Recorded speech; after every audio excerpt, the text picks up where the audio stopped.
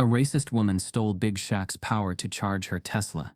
But Big Shaq didn't just wait. He rewrote the rules. What started as quiet entitlement sparked a public reckoning. In a lot full of silence, Big Shaq turned patience into power. This wasn't about a charger. This was about shifting the current. And when Big Shaq struck back, it wasn't revenge. It was a shocking payback the world couldn't ignore. Before we deep dive into this interesting story, subscribe to our channel and tell us where are you watching from. Share in the comments below. The Florida sun hung heavy in the sky, casting long shadows across the pavement as Shaquille O'Neal pulled his electric SUV into the nearly deserted charging station. The place was oddly quiet, the usual hum of traffic softened by the thick line of palms swaying in the humid breeze. Shaq eased his large frame out of the driver's seat, sunglasses slipping down his nose. As he glanced toward the charging ports, only one was working. A flashing green light signaled its availability. As he approached, his phone buzzed in his pocket, but he ignored it. This was supposed to be a simple stop on the way to a charity event. Shaq inhaled deeply, stretching his broad shoulders, when a sleek black Tesla glided in from the far end of the lot. Without so much as a turn signal or glance, the car sliced across 2 lanes and parked squarely in front of the charger. Shaq paused, blinking behind his sunglasses. The Tesla's driver's side door opened, and out stepped a woman in her late 40s, thin, sharp-featured, and unmistakably dressed to be noticed. Tailored designer coat, pearl earrings that caught the sun, and a determined, almost clipped gait. Her hair was pinned back with clinical precision, her lips set in a taut line as she pulled out her phone and began tapping away, eyes flicking up just long enough to glance at Shaq. Their gazes met for a split second. She smirked. Shaq shifted his weight, his 6'11" frame casting a long shadow across the lot. He took a measured step forward, hands relaxed at his sides. The picture of calm. "Afternoon," he rumbled with a nod, his voice low but warm. The woman, Cassandra Green, though he wouldn't learn her name yet, offered nothing in return. Not a nod, not a smile. Instead, she flicked her eyes back to her phone, adjusted her sunglasses, and plugged in her Tesla, the cord locking into place with a click. Shaq exhaled slowly. He had seen this dance before, the subtle choreography of avoidance and dismissal.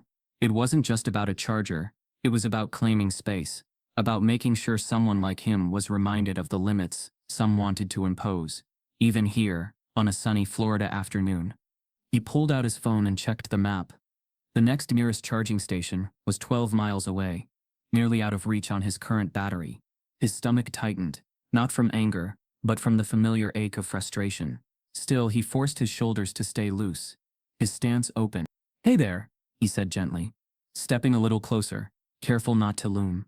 "Mind letting me know when you're done? I'm kinda on a tight clock." Cassandra barely tilted her head. "First come, first served," she murmured, her voice cool as glass. The words hit harder than they should have.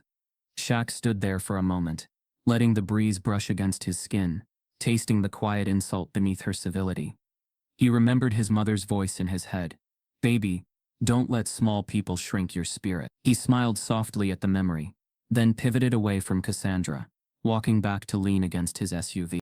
It should have ended there, a minor inconvenience, a forgettable annoyance.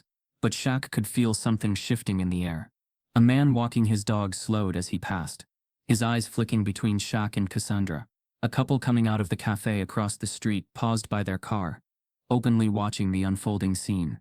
Phones came out, subtle but unmistakable.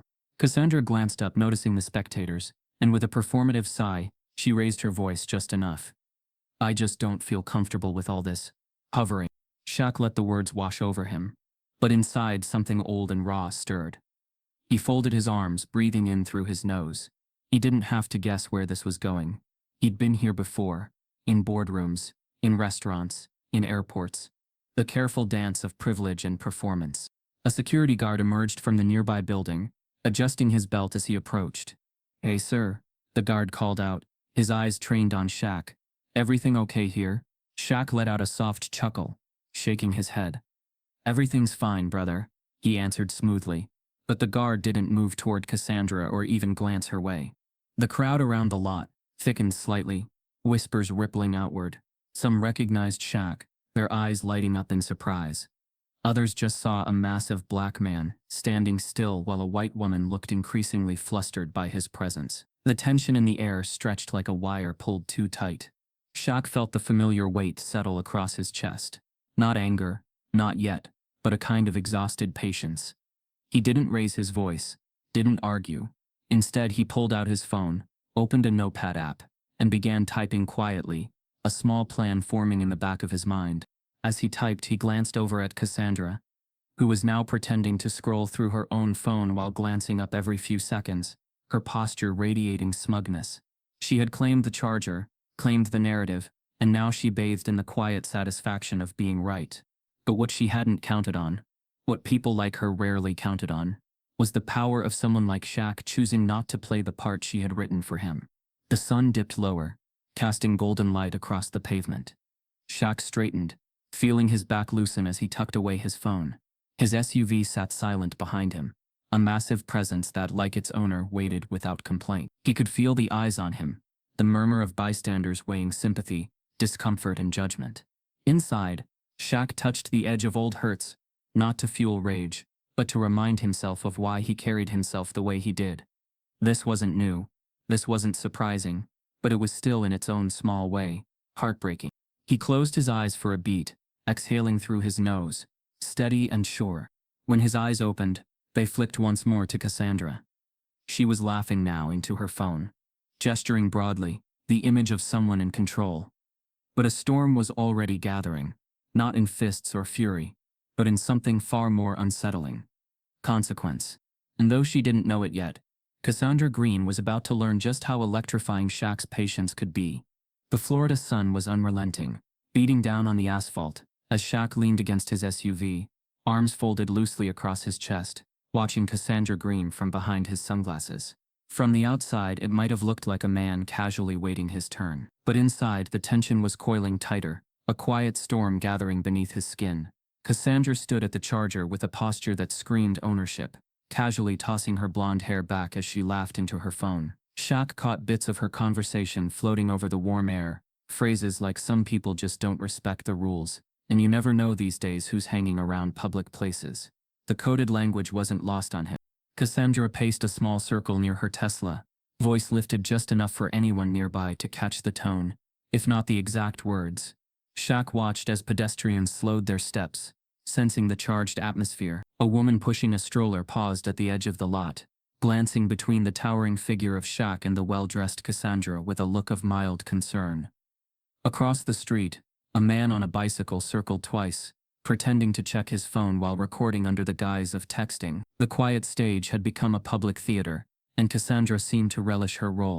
Shaq took a deep breath, remembering his mother's lessons about patience and presence. Lucille's voice came back to him, like a hymn.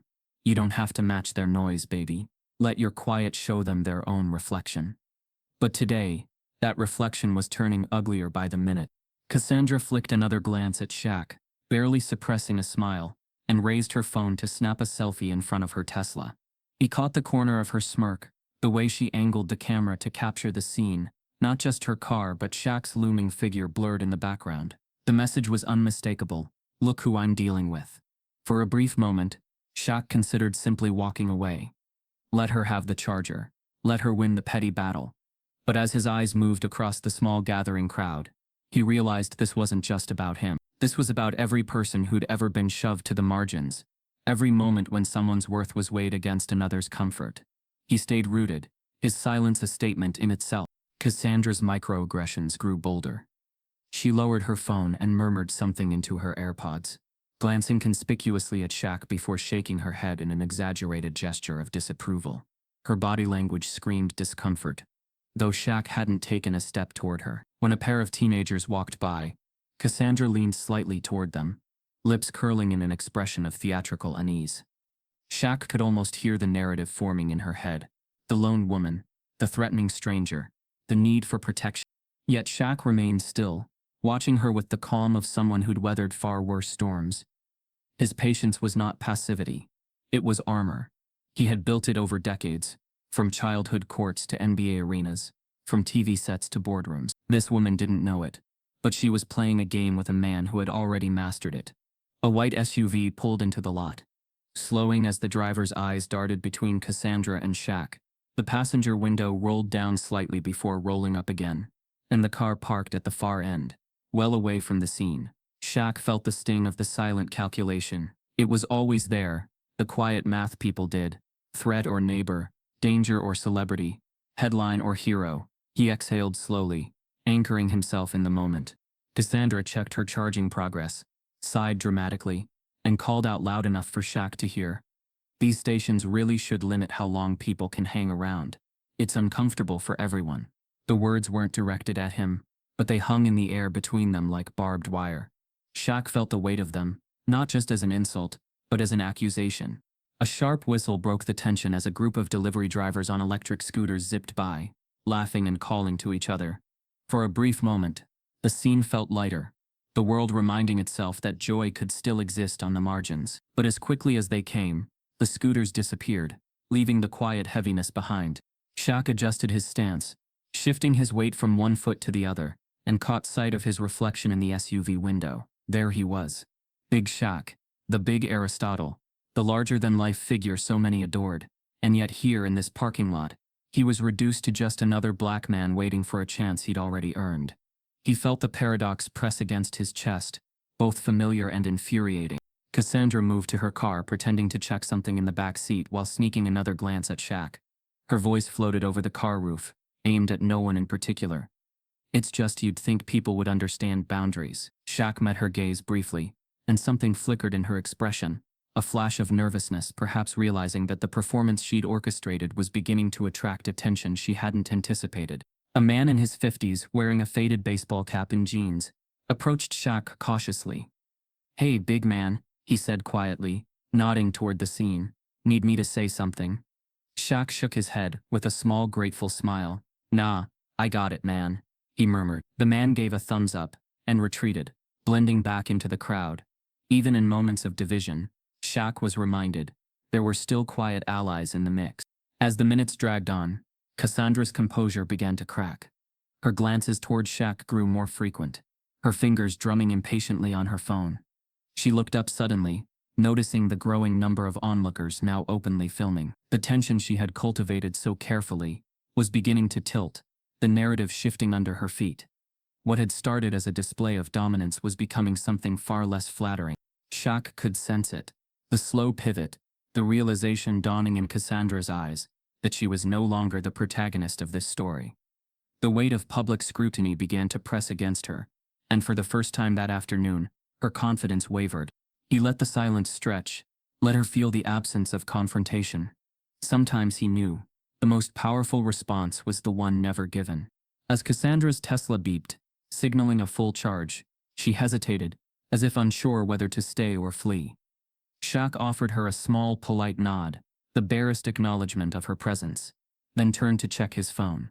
The plan he had set in motion was already unfolding in the background. This wasn't over, not by a long shot.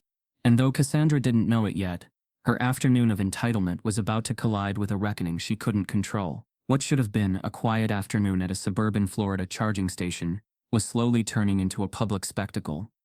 Shaq could feel it before he saw it, the shift in energy, the gathering of eyes. It started with the subtle slowing of footsteps, the way a jogger passed once and then circled back under the pretense of adjusting her watch. Cars that would have normally rolled past began lingering near the entrance, their drivers pretending to check directions or make calls while their eyes flicked toward the parking lot drama. Cassandra, still standing near her Tesla with the charger snugly locked in place, seemed oblivious to the slow shift, or maybe she just didn't care.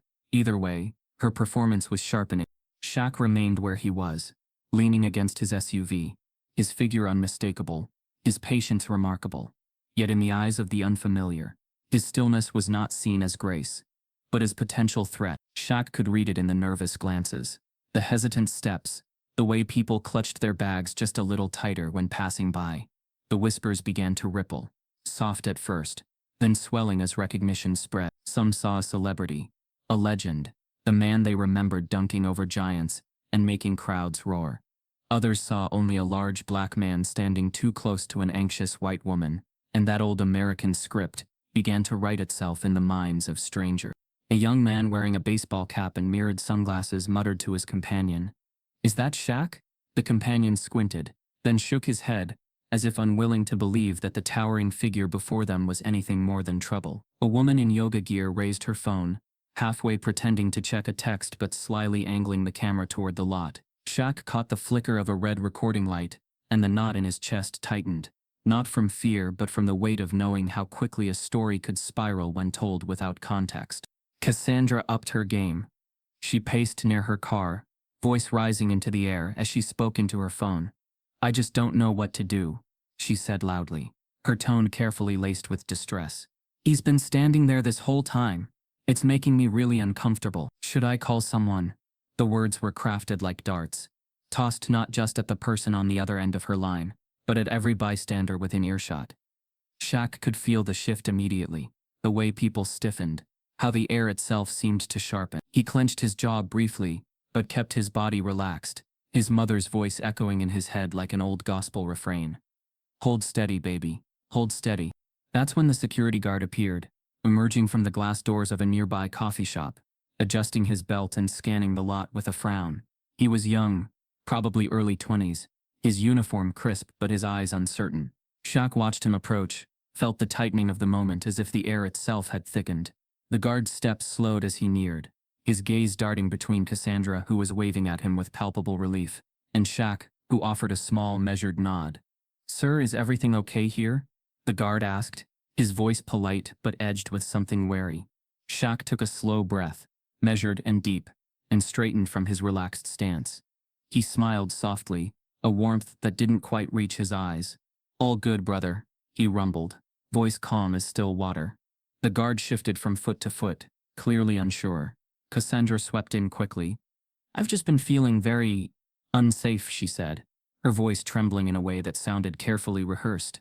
"I don't know what's going on, but it's been a long time, and I'm just really uncomfortable." Shaq felt the words hit like pebbles against steel. He stood there, hands in plain sight, the image of calm control, yet he could feel the narrative tightening around him like an invisible noose. The crowd watched, murmuring, eyes flicking between the players on this small stage, their own judgments rippling through the air like static. Then, like a crack of light through the clouds, a voice rose from the back of the crowd. "That's Shaquille O'Neal," someone said, half laughing, half incredulous. Heads turned, and recognition bloomed like wildfire. There was a sudden change in posture, a shift in tone. The man people were bracing against transformed, almost instantly, into the celebrity they admired. Whispers turned to murmurs of excitement, phones were raised, and smiles flickered to light. Shaq, however, felt none of the relief that recognition was supposed to bring. Instead, there was a bittersweet pang, the realization that his humanity was only acknowledged when wrapped in fame. The weight of that understanding pressed heavy on his chest. He gave a small wave to the murmuring crowd, a quiet gesture of acknowledgement, and offered the security guard a soft pat on the shoulder. "It's all good," Shaq said again, this time more firmly. The guard, clearly relieved, nodded and took a step back. Cassandra, on the other hand, looked rattled, her calculated discomfort crumbling at the edges as the crowd's sympathy drifted away from her. Amid the chaos, Shaq caught the eye of an older woman standing at the edge of the lot. She was dressed simply, grocery bags hanging from her arms, her lined face marked by something different from the rest. Understanding. She gave Shaq the smallest of nods, the kind that spoke volumes without a single word. In that moment, Shaq felt a flicker of affirmation that steadied him in the storm. The sun dipped lower, throwing long shadows across the pavement. As the crowd thickened, some people moved closer, asking for selfies, while others just watched, curiosity gleaming in their eyes. Cassandra, visibly flustered now, glanced down at her phone, fingers tapping furiously as she pretended to ignore the shift in attention. Shaq remained still, his tall frame steady, his patience intact. Yet inside, the quiet ache gnawed at him. The ache of knowing how quickly people's perceptions could pivot, how little it took to become either threat or hero in the public eye. As the security guard retreated, and the crowd murmured excitedly, Shaq turned his gaze back to Cassandra. She looked up sharply, meeting his eyes for the first real time that afternoon.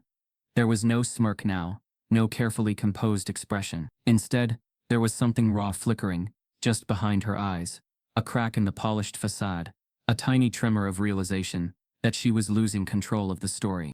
Shaq smiled softly, a gentle curve of his lips that spoke of both grace and quiet resolve. He knew now that the afternoon had taken a turn Cassandra hadn't anticipated, that the balance of power had subtly but decisively shifted. And while the crowd may have gathered in curiosity, their presence would soon become something Cassandra couldn't spin, couldn't charm her way out of. As the sun dipped lower, and the lot buzzed with whispers and laughter, Shaq let the moment settle. No need to rush. No need to push. The tide was turning on its own, and Cassandra Green, for the first time that day, looked genuinely afraid. Not of Shaq, but of the story slipping from her perfectly manicured grasp. As the crowd's restless energy hummed in the background, and Cassandra fumbled with her phone, Shaq stood perfectly still, a monument of calm amid the swirl of tension. But inside, far beneath the practiced smile and composed stance, the past stirred like a silent undertow. Shaq had mastered the art of being larger than life, of wearing humor like armor and charm like a shield. Yet behind it all were scars no trophy, no endorsement deal, no late-night talk show appearance could erase. His mind drifted, unbidden, to a memory that had never quite softened with time. He was 13, long-limbed and awkward, towering over classmates on a basketball court in Newark. He remembered the sharp sting of a coach's words. "Calm down, big guy. Don't scare the little ones," as if his very presence was a threat, as if his body was something to apologize for. Back then, Shaq had learned that his size came with rules. Be gentle, be funny, be harmless, or risk being seen as dangerous. Lucille had been his anchor, the steady force that taught him not just how to rise, but how to rise right. He could still hear her voice in his head, as if she were standing beside him now. "Baby, they're gonna look at you and see what they want to see. You gotta show them who you are before they make you something you're not." She raised him to carry himself with dignity, to use his strength not to overpower but to uplift. It was her voice that kept him grounded in moments like this, when the world's eyes turned suspicious, when strangers rushed to judgment, when patience became the highest form of rebellion. Shaq's gaze softened, as it drifted from Cassandra to the small cluster of kids standing at the edge of the lot, pointing toward him with wide eyes. They were too young to understand the layers of what was unfolding, but old enough to recognize a hero when they saw one. Their presence pulled him into another memory, one far closer to his heart. His daughter Mayra, barely 9 at the time, sitting on the edge of her bed with tears streaking her cheeks. She had come home from school that day shaken, not because of a bad grade or a playground fight, but because a classmate had told her she'd never be princess material. Shaq had sat beside her, his massive hands carefully brushing her hair back from her face. His voice soft but certain as he told her, "Baby girl, you don't need a crown to be royalty. You're born with it." But inside he had felt the same old helplessness claw at his chest. The ache of knowing that no matter how famous, how successful, how beloved he was, his children would still have to navigate a world quick to label, quick to dismiss. Back at the lot, the murmurs continued to swirl around him. But Shaq stayed rooted in the moment. Cassandra, perhaps sensing the shift in energy, began pacing again, her movements sharp and restless. She was unraveling, but Shaq refused to be the one to pull at the thread.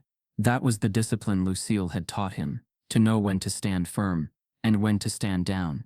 He had never been one for public confrontations, not because he lacked the words or the will, but because he understood the price of being misunderstood. As Shaq reflected on his journey, a vivid thread ran through it all. The countless moments on and off the court when he had been underestimated, dismissed, or pigeonholed, from coaches who saw him as brute force before they saw his intellect, to business partners who expected a mascot not a strategist, to media figures who reduced him to a punchline. Yet at every turn Shaq had chosen to expand, not contract. He had learned to walk into rooms with shoulders square and head high, not as an act of defiance but as a declaration of presence. Cassandra's petty provocations weren't just an isolated act of entitlement. They were a reminder of the fragile dance so many were forced to perform every day. The balancing act between visibility and safety, between presence and peace. Shaq knew that had he been anyone else, someone without fame or cameras or a public legacy, this scene could have played out very differently. It was a sobering thought, one that pressed heavier on his heart than the Florida sun ever could. He thought again of Miara and his other children, of the world they were inheriting, and the lessons he still needed to impart. It wasn't enough to tell them to be strong, to be good, to rise above. He needed to show them what grace, under pressure, looked like. And that meant standing here, in this moment, holding his ground not with fists or fury, but with the quiet power of restraint. As Cassandra's voice wavered, as the crowd leaned in with curiosity tinged by unease, Shaq felt a flicker of resolve light inside him. He knew he could end this scene with a single comment, with a flash of anger or even a sharp joke that would land like a punchline. But that wasn't the victory he wanted. He didn't want to win the moment. He wanted to elevate it.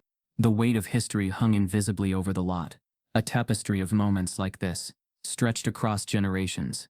Shaq knew his part in it, understood the responsibility that came with his platform. He wasn't just an athlete or a celebrity, or even a father in this moment. He was a symbol, a living contradiction to the prejudices being projected onto him. A car horn sounded in the distance, momentarily breaking the spell. Shaq's lips curved into a small, knowing smile as he drew a steadying breath. He adjusted his stance, rolling his shoulders back, feeling the familiar ache in his knees. A reminder of the years, the battles, the miles he had traveled to become the man he was. And in that quiet, he reminded himself of something Lucille had once whispered to him after a hard game. A phrase he now carried like a talisman. Dignity doesn't bow to smallness, baby. It makes smallness stand alone. As the sun dipped lower, casting a soft amber glow across the lot, Shaq stood tall, a man shaped by scars but defined by grace. And as Cassandra's facade cracked and the crowd leaned ever closer, he knew that the most important lesson of the day wasn't for the cameras, or the strangers, or even for Cassandra. It was for himself, and for every quiet observer watching from the sidelines. The reminder that real power wasn't measured in wins or retweets or viral moments. It was measured in the unwavering choice to be more than what the world expected. Shaq felt the weight of the afternoon pressing against his chest. But what stirred inside him wasn't frustration. It was strategy. His calm patience was not the same as surrender. Cassandra sat smugly in her Tesla, occasionally glancing in his direction with an expression that wavered between superiority and self-satisfaction. She adjusted the rearview mirror, touched up her lipstick and scrolled her phone, the embodiment of someone convinced she had won. But as Shaq watched the scene unfold, he felt the flicker of something old and familiar, his mother Lucille's words rising like a quiet drumbeat in his chest. If they expect you to shrink, expand. Pulling his phone from his pocket, Shaq stepped back toward his SUV with an ease that made the small crowd relax. His fingers moved quickly across the screen, a call placed to a familiar number, the director of the local youth charity he had supported for years. He explained the situation in just a few words, and on the other end of the line, there was no hesitation. Within minutes a plan was set in motion, and as Shaq hung up, a slow smile tugged at the corners of his mouth. This wasn't going to end the way Cassandra thought. Cassandra continued her performance, occasionally lifting her chin to make sure the onlookers were still paying attention. But something subtle was shifting in the crowd. Conversations had turned from sharp whispers about the conflict to murmurs of recognition and curiosity. A few people edged closer to Shaq, offering nods of quiet support, their cell phones now pointed not at Cassandra's display of entitlement, but at Shaq's quiet composure. Without raising his voice or lifting a finger, he was changing the temperature of the moment. Then, as if on cue, a distant rumble drifted into the lot. The first truck, a white box van marked with the logo of the youth center, rolled into view, followed by another, and then a third. Bystanders turned to watch, curiosity flaring, as the trucks pulled up along the lot's edge, engines idling. Shaq moved to greet the drivers, clasping hands and exchanging a few quiet words. Out came volunteers, rolling carts stacked with bicycles, backpacks stuffed with school supplies, crates of fresh food, and bags of sports gear. The air shifted, and the small crowd instinctively drew back, watching as the scene transformed before their eyes. Cassandra leaned forward in her driver's seat, frowning in confusion as the volunteers unloaded box after box. Her gaze darted between Shaq and the unfolding activity, her earlier composure beginning to fray at the edges. The soft murmur of the crowd turned into a ripple of excitement as parents and children began arriving from the nearby community center, their faces lighting up as they realized what was happening. Shaq worked quietly, but efficiently, his massive hands surprisingly gentle as he helped unload a stack of basketballs and passed them to a young volunteer. He moved through the lot with the grace of someone who knew his presence carried weight, but also knew how to redirect it towards something bigger than himself. As children ran toward the tables, laughing and calling out in delight, Shaq crouched beside them, ruffling hair, offering fist bumps, and exchanging warm smiles with parents. Cassandra, meanwhile, sat frozen in her Tesla, hands clenched around the steering wheel. Her once impenetrable bubble of entitlement now looked fragile, a glass sphere wobbling on the edge of collapse. She glanced at her phone, thumb hovering over the screen, as though unsure whether to call someone or simply drive away. But now her car was boxed in, hemmed by delivery vans, and surrounded by laughing kids, parents with strollers, and volunteers bustling between stations. She had built her stage on a narrow strip of pavement, and now the audience had turned their backs on her. Shaq felt the shift in energy and allowed himself a small moment of satisfaction.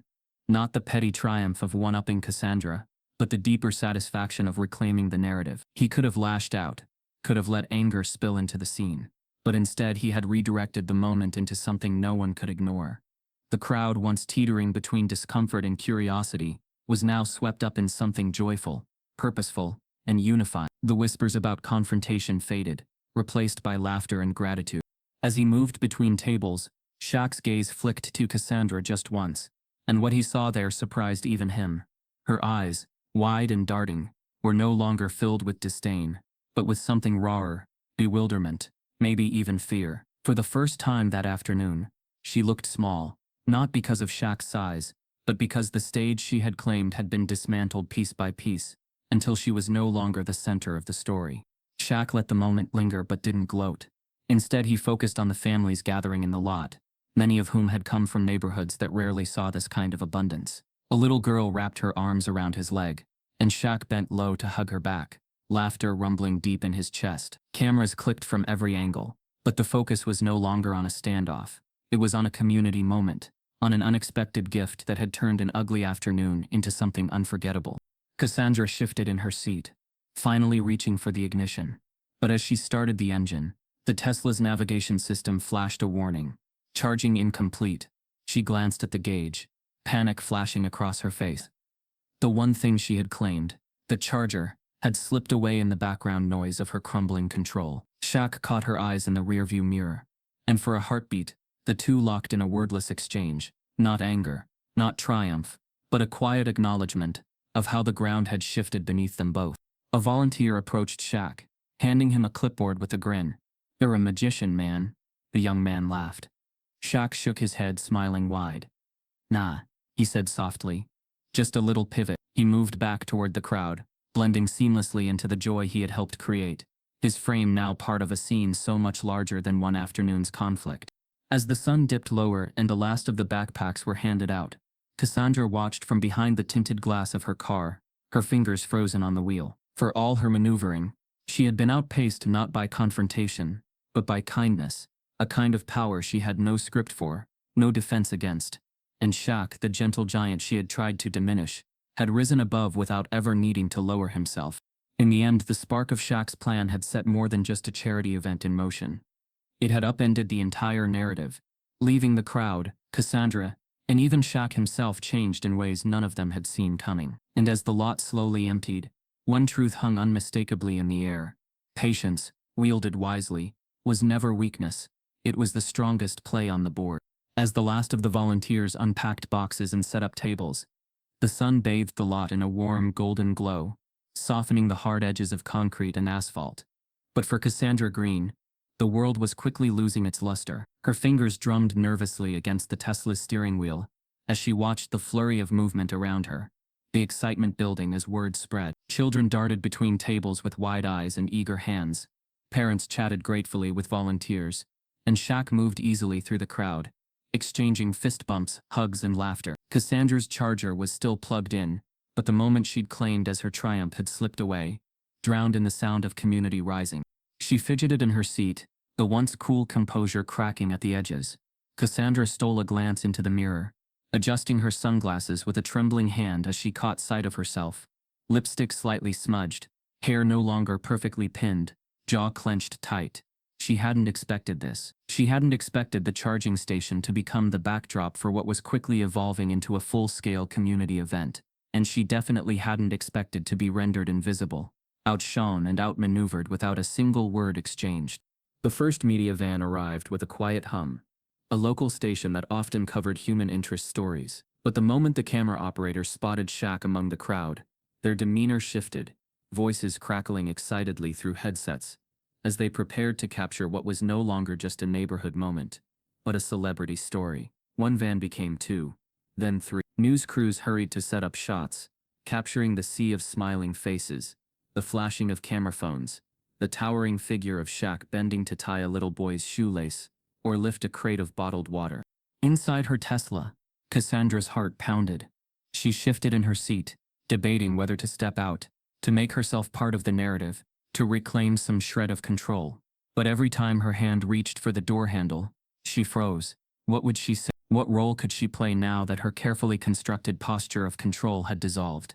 She peered out the window and caught a glimpse of her own reflection, eyes darting nervously, mouth pressed into a thin line. Then came the phones. The endless phones. Strangers who moments ago had been content to watch from the sidelines were now broadcasting live.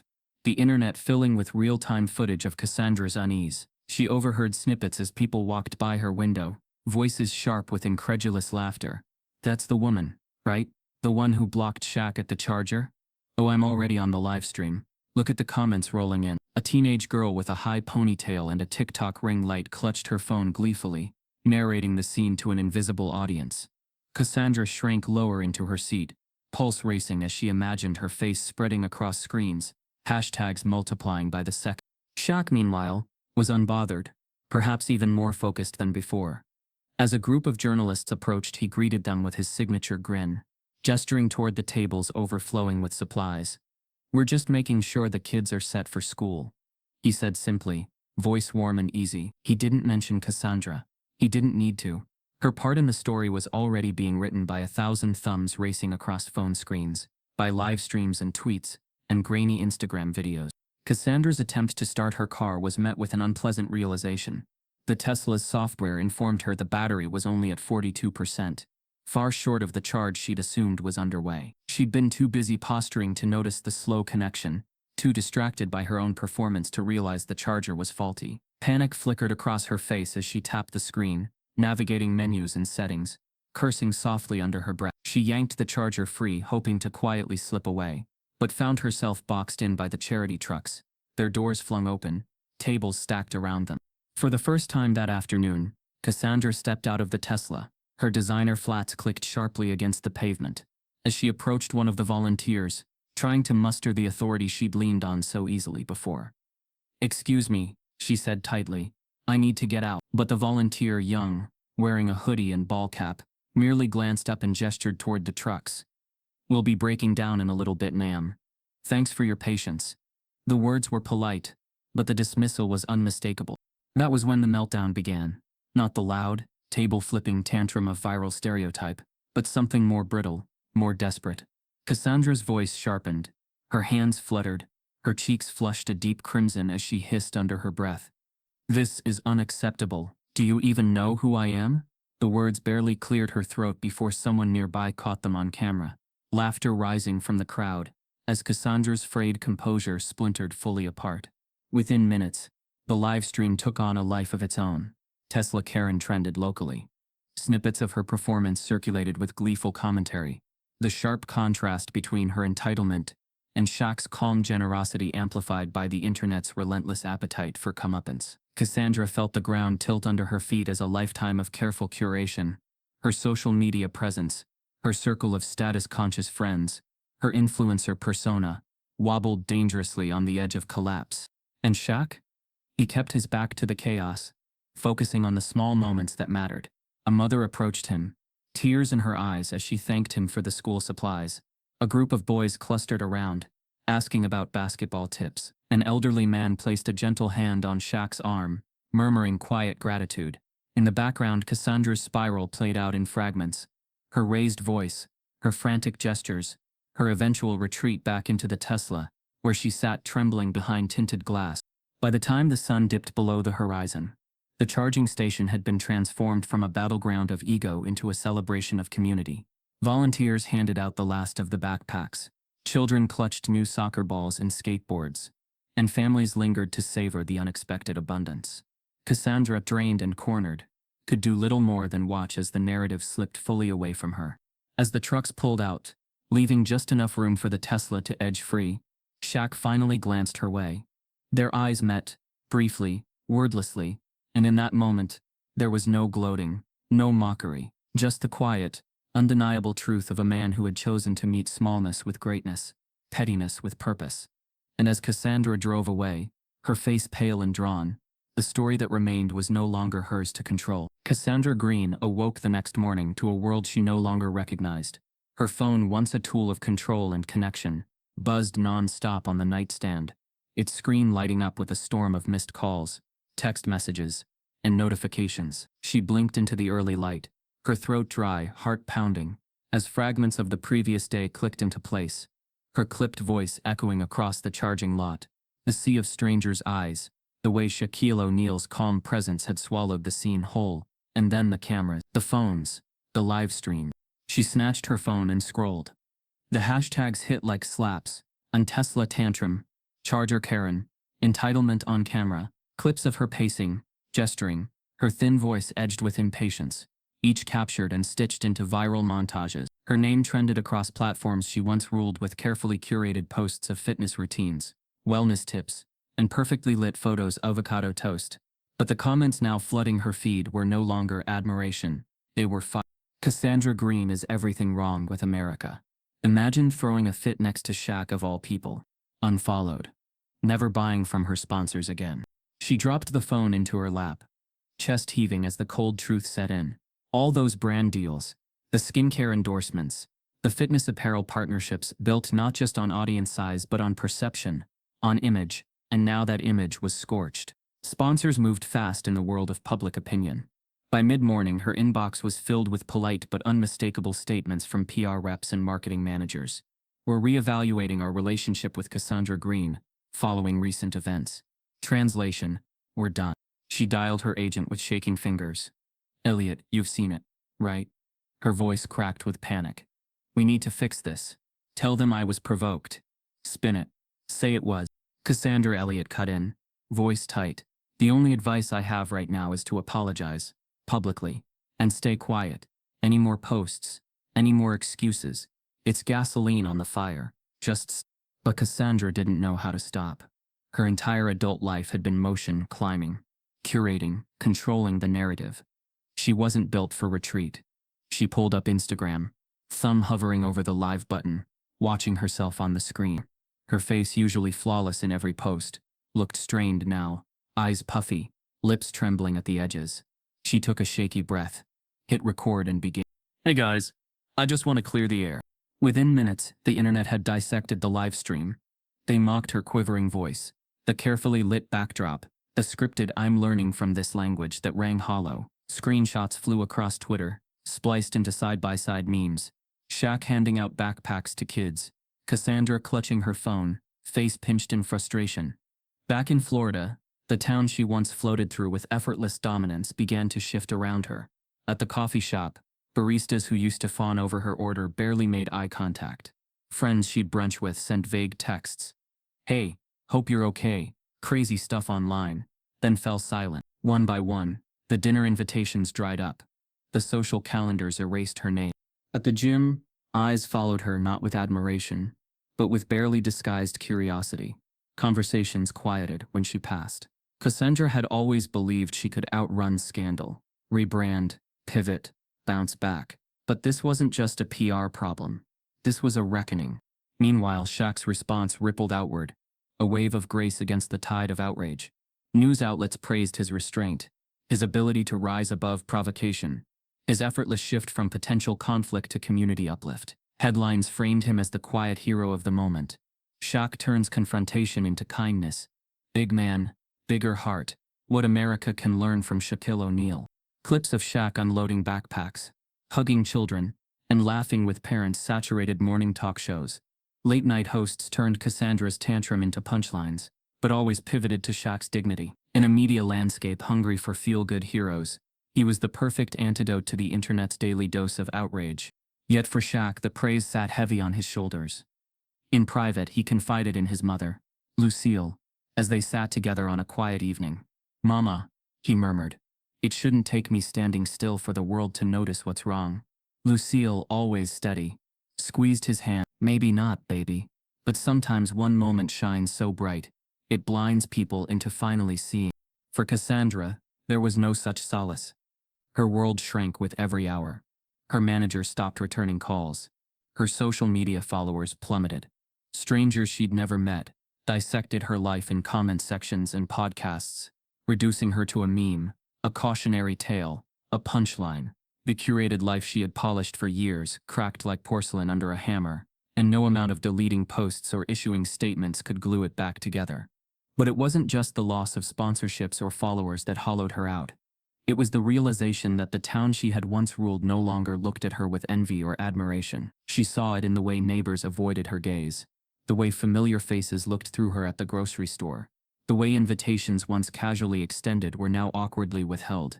And when she scrolled through her own feed, watching the relentless tide of reactions, it wasn't anger that finally surged in her chest.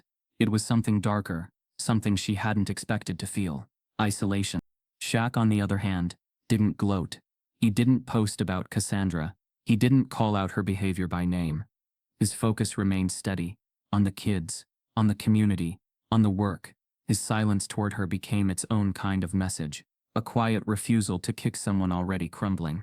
As days passed, the viral waves slowed, as all viral waves do, but the reputational damage remained.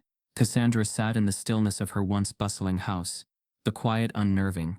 For the first time in years, she had no event to prep for, no photo shoot to schedule, no collaborations to plan. All she had were her own thoughts, and the dawning realization that she was no longer the protagonist of her story. And somewhere across town, Shaq sat in the glow of a different kind of fame, the kind not measured in followers or likes, but in the quiet nods of respect from strangers, the soft thanks from parents, the unrecorded moments of goodness that no camera ever caught. Cassandra's fall was fast, but Shaq's rise, grounded in humility, was built to last. The soft hush of dusk settled over Shaq's backyard, the Florida sky melting from burnt orange to dusky purple. The world had quieted after days of headlines, hashtags, and media chatter.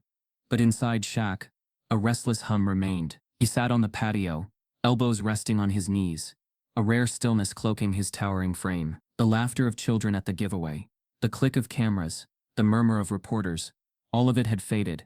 Yet one thing lingered: Cassandra's pale face behind the wheel of that Tesla, as she drove away, boxed in by her own mistakes. Shaq ran a hand over his shaved head, exhaling slowly.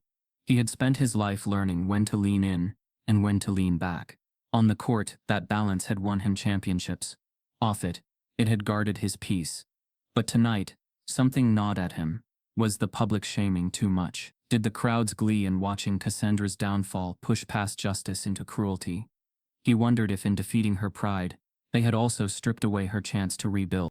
With a sigh, Shaq rose, his joints groaning softly in protest, and grabbed his keys. There was one person whose counsel always cleared the fog in his mind. Lucille O'Neill opened the door before Shaq even knocked, her arms crossing as she leaned in the doorway with a knowing smirk. "I was wondering when you'd show up," she said, her voice a mix of warmth and steel. "Come on in, baby." Inside, the house smelled like lavender, and something sweet baking in the oven. Shaq ducked slightly through the doorway, his massive form folding onto the familiar couch that had cradled him since his rookie days. Lucille settled beside him, hands folded neatly, eyes sharp and waiting. Shaq hesitated, chewing the inside of his cheek. "Mama, you see all this mess on the news?" Lucille gave him a pointed look, one brow lifting. "Boy, I've had neighbors stopping me at the grocery store asking what kind of magic you pulled out there." "Of course I've seen it." She leaned in, voice softening. "But you ain't here to brag, are you?" He shook his head, a heavy sigh slipping from his chest. "It's been weighing on me, Mama. I handled it cool, I know that. Didn't yell, didn't get pulled into the nonsense. But seeing that woman's face when she drove off, it hit different. Felt like the whole world clapped while she sank. And I'm wondering, did I teach her something or just break her down for show?" Lucille reached over, her hand warm against his. "Sometimes, baby, you gotta let folks fall.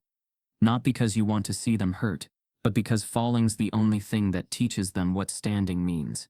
She squeezed his hand gently. "But hear me, falling only teaches if they choose to stand back up." Shaq tilted his head back, eyes tracing the cracks in the ceiling, his mother's words threading into his thoughts. Lucille had always been the voice behind his calm, The reason he hadn't lashed out as a younger man when faced with jeers or prejudice. She had taught him that dignity was its own form of resistance. But she had also taught him that dignity meant knowing when to offer a hand, not as a rescuer, but as a challenger. He turned toward her, a small smile tugging at the corners of his mouth. You think she's got it in her? The bounce back? Lucille's gaze softened, a flicker of compassion warming her eyes. I think everybody's got the seed, baby. But whether they water it, that's on them. You just decide whether you're going to offer the water. For a moment, the house was quiet. The kind of hush that settles between two people who have said everything and nothing at once. Shaq let the quiet stretch, feeling the weight of choice settle into his chest. He could walk away, let Cassandra stew in her own mistakes, let the world move on to its next scandal. Or he could offer a gesture, one that might cost him nothing but could mean everything to someone standing at the edge of reckoning. As the oven timer beeped softly in the background, Lucille patted his knee and rose, heading toward the kitchen. You'll figure it out, baby. You always do. Just remember, grace ain't weakness. It's the strongest thing you got. Shaq lingered on the couch a few minutes longer after she left. Fingers laced, thoughts turning over and over like smooth stones in his palm. The public had already made up its mind about Cassandra, and honestly so had most of the town. But he knew firsthand the power of second chances. He had seen kids from hard streets rise because someone believed in them before they believed in themselves. He had seen teammates pull themselves from ruin because someone handed them a lifeline instead of a lecture. The next morning, Shaq sat at the community center, pen in hand, scribbling notes on a yellow legal pad. Volunteers bustled around him, cleaning up from the charity event, but his mind was elsewhere. He drafted a short message, then another, and finally settled on one that felt right. Not public, not performative, just a simple invitation. We're hosting volunteer days next week. You're welcome to join. No cameras, no posts, just real work. He sent it quietly, without fanfare, and leaned back in his chair, the tension in his shoulders easing slightly. Whether Cassandra responded or not wasn't his burden to carry. His role was simply to leave the door cracked open, to let grace be the last word instead of punishment. Lucille's words stayed with him through the afternoon. As the sun slipped lower, and the streets outside softened into evening quiet, Shaq found himself smiling, not the wide, camera-ready grin, but the small, private one that came from knowing he had done something not for applause but for peace. Across town, Cassandra sat alone, the glow of her laptop painting her face in blue light. When the message came through, she stared at it for a long time, fingers hovering over the keyboard, the weight of the invitation pressing against the raw edges of her pride. She didn't type anything back, not yet, but the message remained open on her screen, a quiet dare hanging in the stillness of her living room. And in that small, unfinished moment, something shifted, not a redemption arc, not a sudden transformation, but the first stirrings of accountability, waiting to be answered. Cassandra sat at her kitchen table, the cold morning light slanting across polished marble that suddenly felt as cold as the silence filling her house. Her fingers hovered over the keyboard, the invitation Shaq had sent glowing softly on her laptop screen. Volunteer days next. You're welcome to join. No cameras, no posts, just real work. It was so simple, so stripped of pretense, that it disarmed her. She had stared at it for nearly an hour, replaying every word of the message in her head, searching for an angle, a catch, a trap, but there was none. For days, Cassandra had been spiraling. Her social media had become a wasteland of lost followers. Sponsors had quietly severed ties, and her carefully constructed image was in ruins. Her public apology had landed with a thud, dissected, and dismissed by the same audience that once praised her. Friends she'd once considered close now responded to her text with terse one-liners or left her on read. The isolation was suffocating. But it was the realization that Shaq of all people had reached across the wreckage to offer her a hand that sent a fresh wave of disorientation washing through her. On the other side of town, Shaq moved through the community center, a quiet force of nature as volunteers stacked boxes, organized donations, and prepped for the next round of outreach. He had no idea if Cassandra would show, but that wasn't the point. Lucille's words still rang in his ears. Grace ain't weakness, baby. It's the strongest thing you got. He had chosen not to stand over Cassandra's fall, but beside it, leaving the door open without forcing her through it. As afternoon stretched into evening, Shaq was unloading a pallet of school supplies when he heard the hesitant crunch of tires on gravel. He turned, wiping his hands on a towel, as Cassandra's white Tesla crept into the lot. For a moment, she stayed behind the wheel, fingers drumming nervously on the steering wheel. Her sunglasses hid her eyes, but her posture betrayed her uncertainty. She had built an entire persona on control, on walking into rooms like she owned them. Now, stepping into this space felt like stepping into foreign territory. Shaq gave a small, almost imperceptible nod, a gesture free of pressure. The volunteers kept working, offering no special glances her way. Slowly, the driver's side door opened, and Cassandra emerged, dressed in jeans and a plain white t-shirt. No designer labels, no curated look, just a woman fumbling toward accountability. She crossed her arms tightly, as if bracing for a blow that didn't come.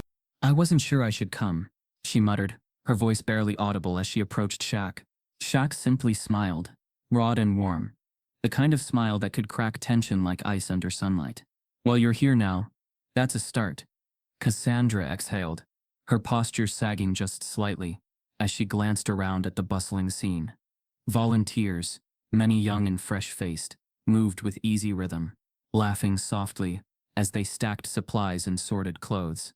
No one gawked, no one whispered behind her back. She was just another set of hands in a sea of movement, and that unfamiliar anonymity felt like both a blessing and a sting. For the first hour, Cassandra stumbled through the tasks, her hands unsure as she folded clothes and packed food boxes. Shaq watched her from across the room, never intervening, never announcing her presence, letting the work itself carry her weight. Slowly, the tight lines of her shoulders loosened. A young boy tugged at her sleeve, asking if he could help carry a bag, and for the first time that afternoon, a small, unguarded smile touched Cassandra's face. Shaq moved beside her quietly, handing her a box without ceremony. "Funny thing about work like this," he said casually. "You start thinking you're giving something, but pretty soon you realize it's what you're getting back that sticks." Cassandra looked at him, surprised by the lack of judgment in his tone, by the easy way he folded her into the flow without spotlighting her failures. As the day wore on, the small moments began to stack.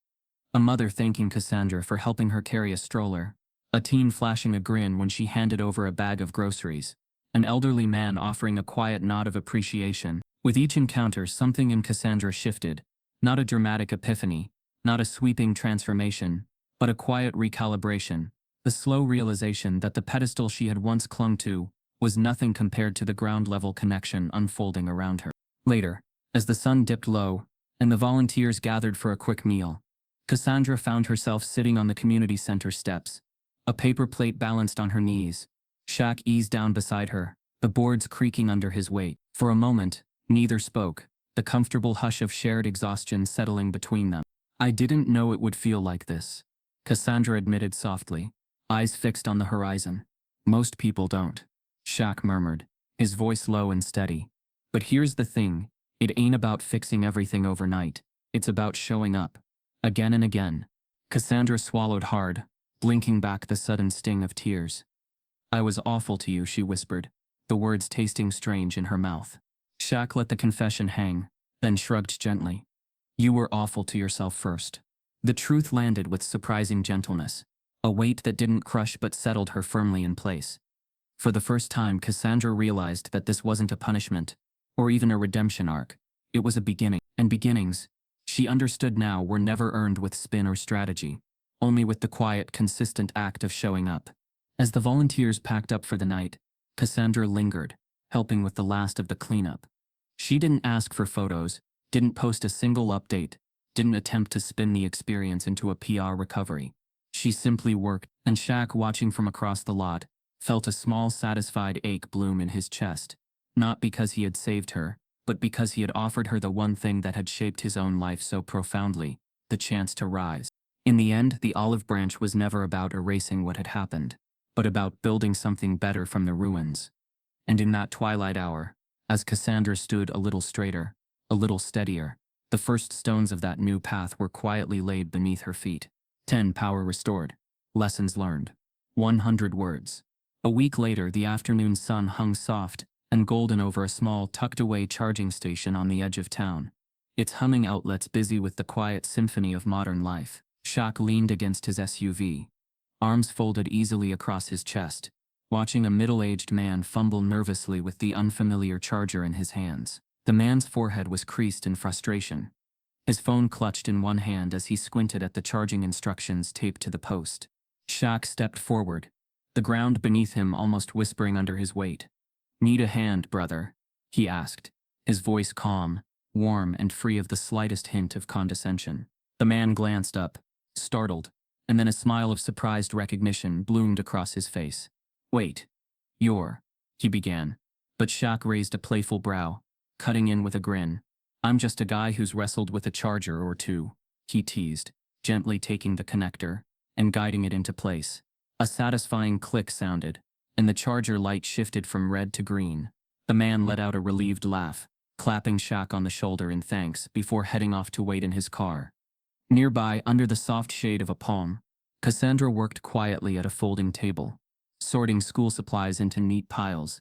She wore jeans and a plain blue t-shirt, her hair tied back, a look of quiet concentration on her face, as she checked items off a clipboard. No one hovered around her with cameras. No one posed for selfies at her side.